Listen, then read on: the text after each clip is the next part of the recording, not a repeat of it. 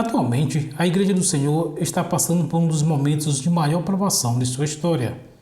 Jesus sempre alertou seu povo sobre estes tempos, como se vê em Mateus capítulo 24, versículo 3 ao 14. Tendo Jesus se assentado no Monte das Oliveiras, os discípulos dirigiram-se a ele em particular e disseram: Dize-nos quando acontecerão essas coisas e qual será o sinal da tua vinda e do fim dos tempos? Jesus respondeu: Cuidado que ninguém os engane, pois muitos virão em meu nome dizendo: Eu sou o Cristo, e enganarão a muitos.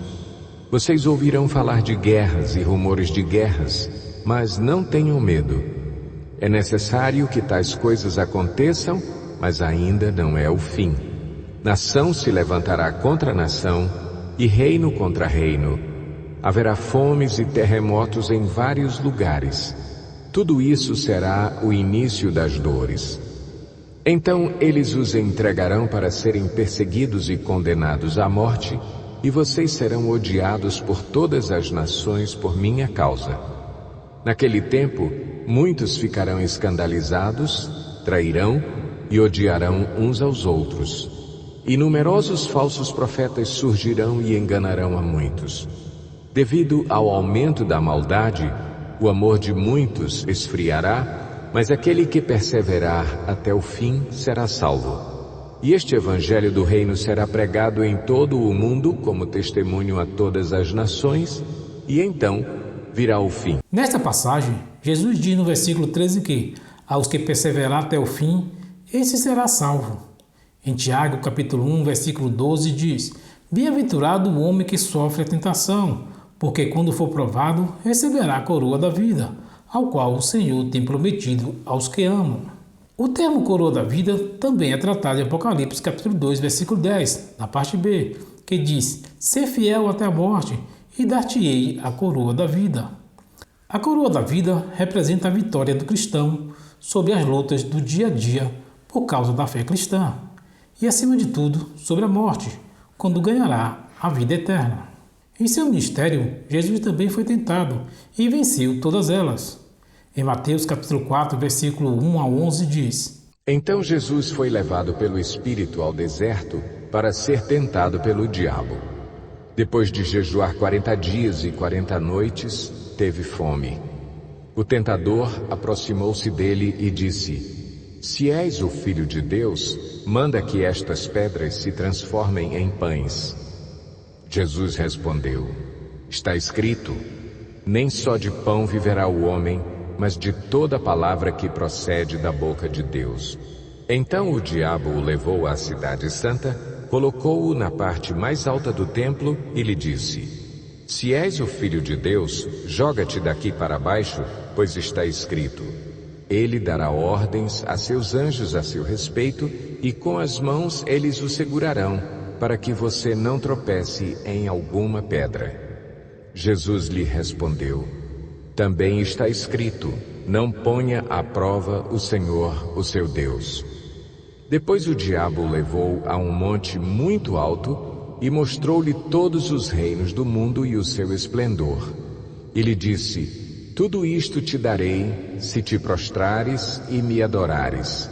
Jesus lhe disse: Retire-se, Satanás, pois está escrito: Adore o Senhor, o seu Deus, e só a Ele preste culto.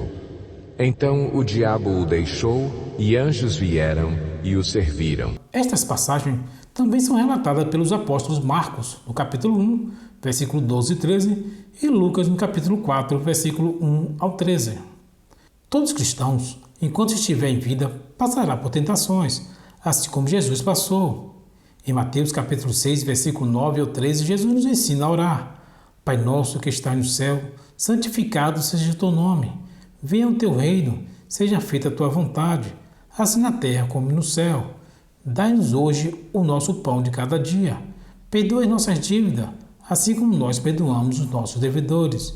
E não nos deixeis cair em tentação, mas livra-nos do mal, porque teu é o reino, o poder e a glória para sempre. Amém. Em Tiago capítulo 4, versículo 7 diz: Sujeitai-vos, pois, a Deus, resisti ao diabo, e ele fugirá de vós. Estas passagens mostra a estratégia usada por Jesus, que além de jejuar e orar incessantemente, submetia totalmente à vontade de Deus. Estas também devem ser a estratégia de todo cristão para vencer as tentações e ao dia mau. Em Efésios capítulo 6, nos versículos 10 ao 18, o apóstolo Paulo alerta: "No demais, irmãos meus, fortalecei-vos no Senhor e na força do seu poder. Revesti-vos de toda a armadura de Deus, para que possais estar firme contra a astuta cilada do diabo. Porque não temos que lutar contra a carne e o sangue, mas sim contra os principados, contra as potestades, contra os príncipes das trevas deste século, contra as hostes espirituais da maldade nos lugares celestiais. Portanto, tomai de toda a armadura de Deus, para que possais resistir o dia mau e, havendo feito tudo, ficar firmes. Estais, pois, firme, tendo cingido o vosso lombo com a verdade, e vestido a couraça da justiça, e calçado os pés na preparação do evangelho da paz, tomando sobretudo o escudo da fé, com o qual podereis apagar todos os dardos inflamados do maligno. Tomai também o capacete da salvação e a espada do Espírito, que é a palavra de Deus, orando em todo o tempo, com toda oração e súplica no Espírito, e vigiando nisso com toda a perseverança e súplica por todos os santos." Neste tempo de luta, a Igreja do Senhor mais do que nunca deve estar reunida para vencer este momento mau. Em Salmos capítulo 122, versículo 1 diz: "Alegrei-me com os que me disseram, vamos à casa do Senhor." Este é o momento de todos os irmãos se motivarem e convidarem uns aos outros para estarem congregando juntos na casa de Deus, mesmo com as adversidades atuais, pois em Salmos 133 diz: "Oh, quão bom e quão suave é que os irmãos vivam em união.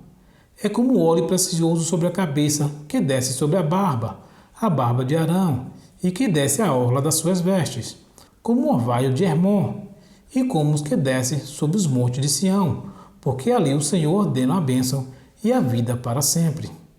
Deus sempre esteve no controle de tudo. Em Salmo capítulo 24, versículo 1 ao 10 diz: "Do Senhor é a terra e a sua plenitude, o mundo e aqueles que nele habitam. Porque ele afundou sobre os mares e afirmou sobre os rios. Quem subirá ao monte do Senhor? Ou quem estará no seu lugar santo? Aquele que é limpo de mãos e puro de coração, que não entrega sua alma à vaidade e nem jura enganosamente. Este receberá a bênção do Senhor e a justiça do Deus da sua salvação. Esta é a geração daqueles que buscam a tua face, ó Deus de Jacó. Levantai, ó portas, as vossas cabeças, levantai-vos, ó entradas eternas, e entrará o Rei da Glória." Quem é este Rei da Glória? O Senhor forte e poderoso, o Senhor poderoso na guerra. Levantai, ó portas, as vossas cabeças, levantai-vos, ó entradas eternas, e entrará o Rei da Glória. Quem é este Rei da Glória? O Senhor dos Exércitos. Ele é o Rei da Glória. Vamos todos à casa do Senhor para adorar ao Rei da Glória, pois a igreja é o local em que Deus ordena a bênção, a justiça, vida e salvação para seu povo.